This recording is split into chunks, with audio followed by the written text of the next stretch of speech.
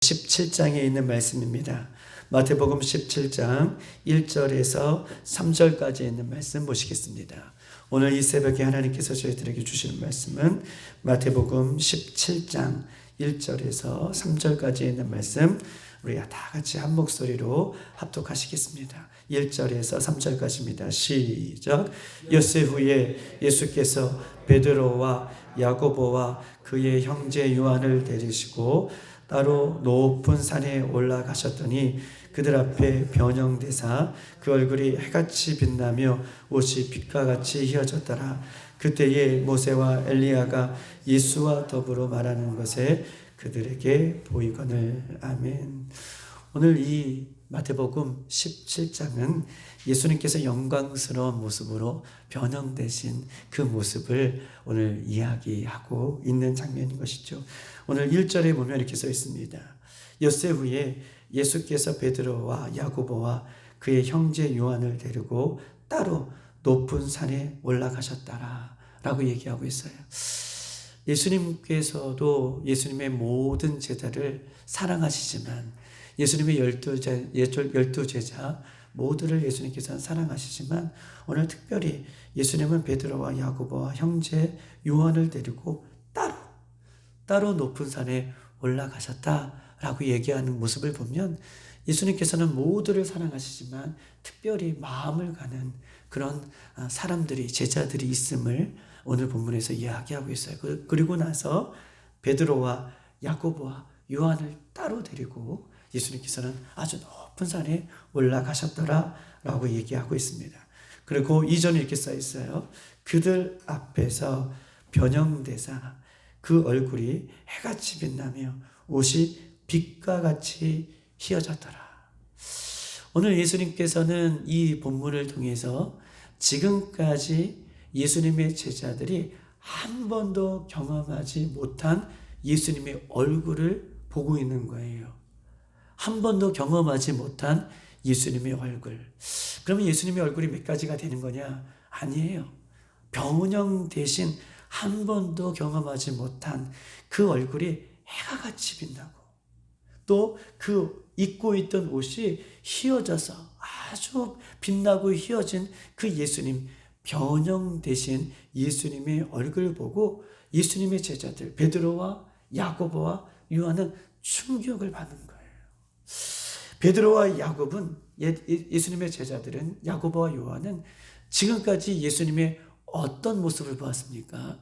베들레헴에서 태어나시고 나사렛이라는 동네에서 함께 커가시며 활동하시며, 또 예수님의 부모와 형제, 그리고 고향 땅에서 쭉 자라왔던, 어떻게 보면 예수님의 얼굴, 인간적인 얼굴을 예수님의 제자들이 보았어요. 그리고 함께하고 있었던 것이죠. 예수님은 어떤 분이십니까? 예수님은요, 피곤하고 배고프시고 고통을 느끼시고 때로는 슬퍼하시고 때로는 사단을 아주 무섭게 물리치시며 기도하는, 간구하는 이런 예수님의 인간적인 모습을 예수님의 제자들이 함께 보고 함께 했어요. 때로는 배고프시고 때로는 슬퍼하시며 때로는 화를 내기도 하시고 때로는 사단을 물리치기도 하시며 때로는 간절하게 기도하셨던 그런 예수님의 얼굴을 보았습니다. 그런데 예수님의 얼굴이 변형되사, 그 얼굴을 보니 해같이 빛나고 옷이 빛과 같이 휘어졌더라. 이 예수님의 변형된 용모에 대해서는 이 공간복음에 몇 가지 더 같이 아주 구체적으로 표현하고 있는 그런 모습들이 있어요. 우리 한번 찾아봅시다. 누가복음 9장 29절에 있는 말씀 뒤로 넘겨서 누가복음 9장은 어떻게 표현하고 있는지, 28절 29절입니다. 107쪽에 있습니다. 신약성경 107쪽 누가복음 9장 28절 29절 예수님의 용모가 어떻게 이야기하고 있는지 다 같이 시작. 이 말씀을 하신 후 8일쯤 되어 예수께서 베드로와 요한과 야고보를 데리고 기도하러 산에 올라가서 기도하실 때에 용모가 변화되었고 그의 휘어져 광채가 났다. 아멘. 용모가 변화되었고 그 옷이 휘어져 광채가 나더라 라고 하는데, 예수님께서 높은 산에 올라가신 것이 기도하러 올라가시고 기도하실 때에 그의 용모가 바뀌었다. 그리고 그의 옷이 휘어져 광채가 났다 라고 얘기하고 있습니다. 우리 한번 또 찾아보십시다. 마가복음 9장 2절과 3절입니다.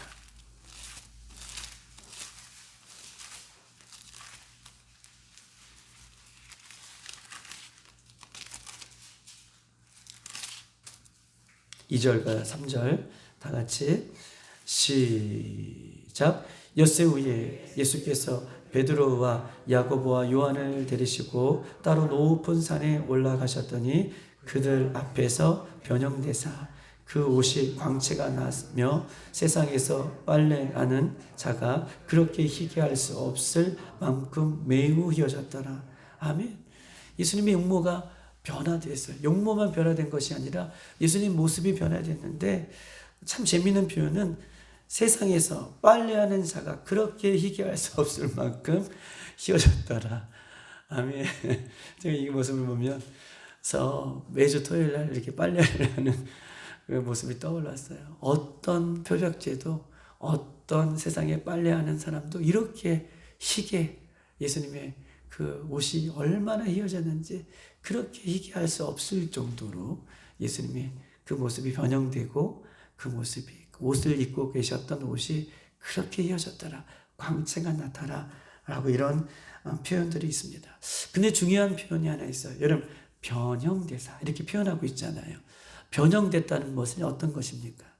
변형됐다라고 하는 이 단어는요, 두 가지 합성이에요. 두 가지 합성된 단어인데, 하나는 변하다, 예 플러스 형상이에요. 이것이 변형이에요. 이 두 가지 단어가 합성된다는 거예요.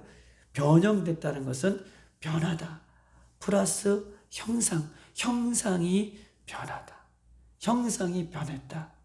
그러면 예수님의 형상이 어떻게 변했는가? 즉, 이 변형됐다라고 하는 표현은 어떤 외형적인 모습에 변형됐다, 이것을 이야기하기 전에 예수님의 본질적인 변형을 이야기하고 싶은 거예요. 할렐루야.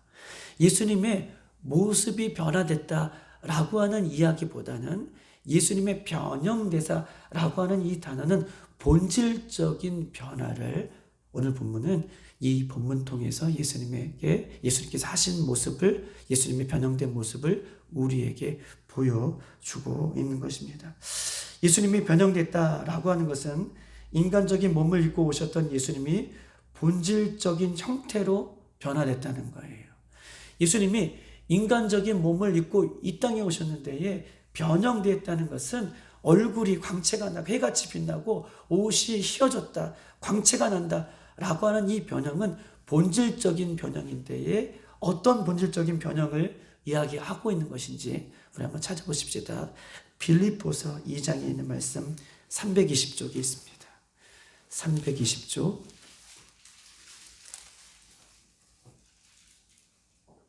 빌립보서 2장 6절에서 우리 한번 보십시다. 6절에서 8절까지 있는 말씀, 우리 다 같이 천천히 한 목소리를 읽겠습니다. 6절에서 8절 시작.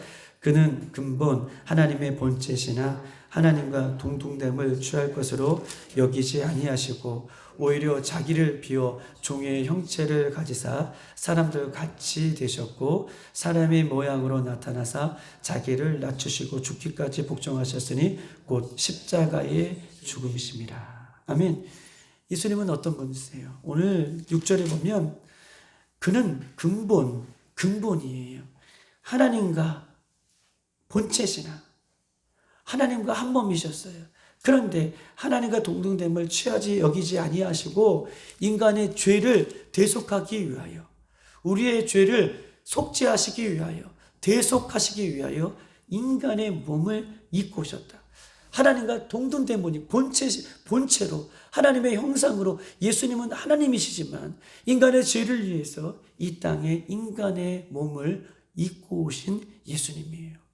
변화되기 전에는요, 예수님의 제자들이 인간의 몸을 입고 오셨던 예수님을 보셨다면 오늘 변형되사, 본질적으로 변형되사 어떻게 변화됐습니까?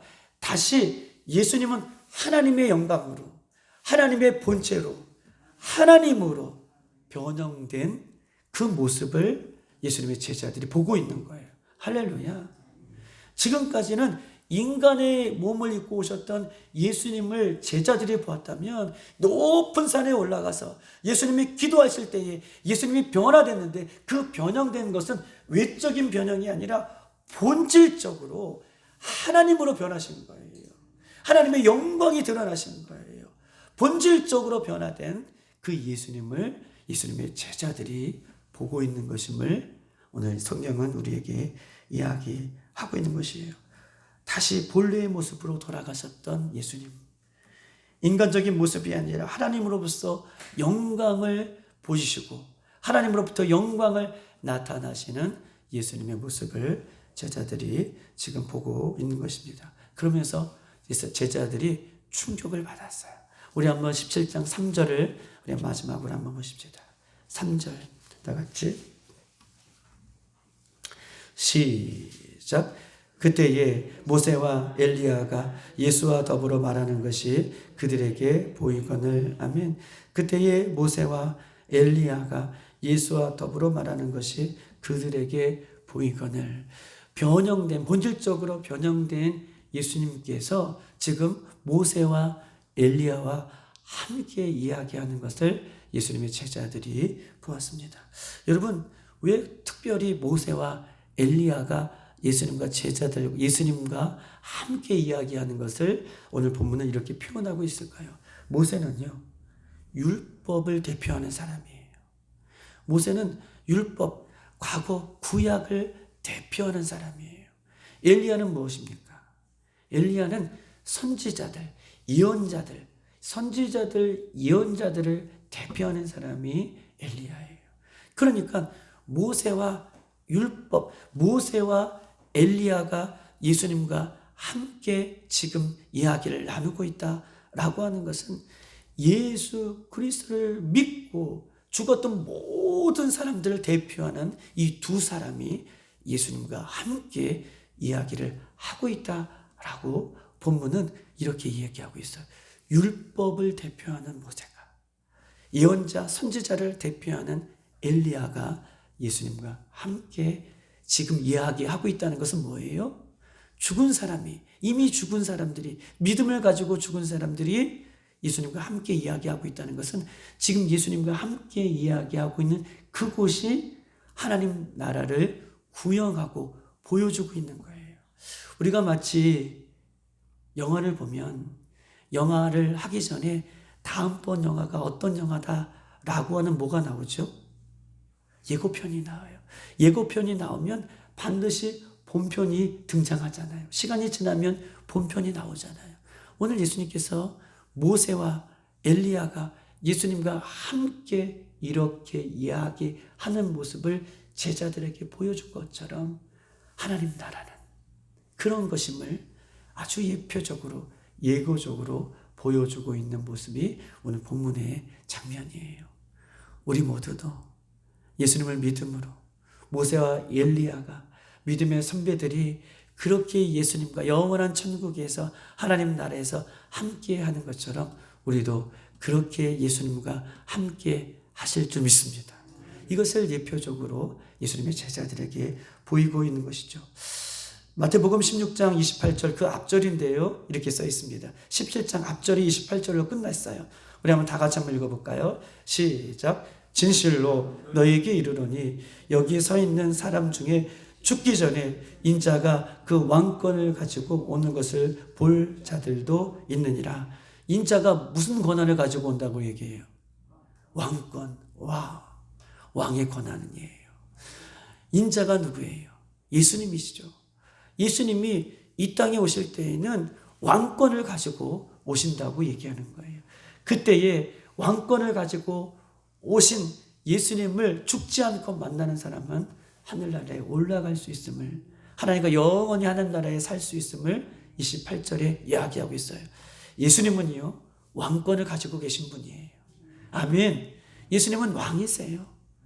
예수님은 하늘나라의 왕권으로 다스리시고 통치하시는, 하나님 나라를 다스리시고 통치하시는 그분이 왕권을 가지신 예수님인 것임을 본문은 우리에게 이야기하고 있는 것입니다. 왕권을 가지신 예수님은 모든 사탄의 권세를 무너뜨리고 모든 질병과 죄악과 실패와 좌절과 죽음을 이길 수 있으신 영원한 전능하신 왕이십니다. 우리도 이 세상에서 하나님 나라를 경험하셔야 돼요. 지금 예수님의 제자들이 지금 베드로와 야고보와 요한은 죽지 않은 것이잖아요. 죽지 않았잖아요. 그런데 지금 하나님 나라가 구현되는 것, 모세와 엘리야가 예수님과 함께 변형된 모습으로 함께 있는 하나님 나라를 지금 보고 있는 거잖아요. 여기 소망이 있어요.